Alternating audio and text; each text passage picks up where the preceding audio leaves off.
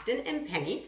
Today we made a recipe for honey vinaigrette, which is a salad dressing. Honey Dijon vinaigrette. And we also made a salad.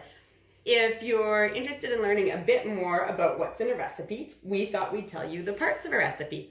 So today we used a recipe that's written by a chef, and a recipe is like a map that tells you how to cook something instead of how to go somewhere.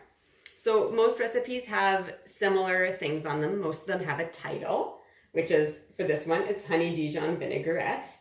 Most of them have ingredients. And what are ingredients? Stuff like... You can just say it. We have some over there. Honey. Honey is an ingredient. If you were making cookies, what would be an ingredient in cookies? Sugar. Sugar. That's true.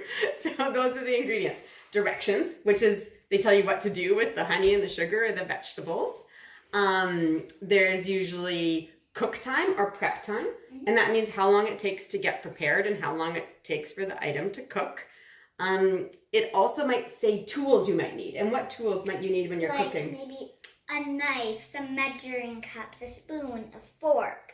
Well, probably not a spoon or a fork. Well, you can use a spoon and fork when you're cooking. Maybe a spoon and fork, but probably mostly a knife. Okay, sure. And then yield. And yield is maybe a word you don't know. Do you know what yield means? It means the amount of people, like if you're serving muffins, there's usually 12 muffins in a batch, so it will serve 12 people at a time. Yeah, that's exactly right. It's how many people the recipe will serve.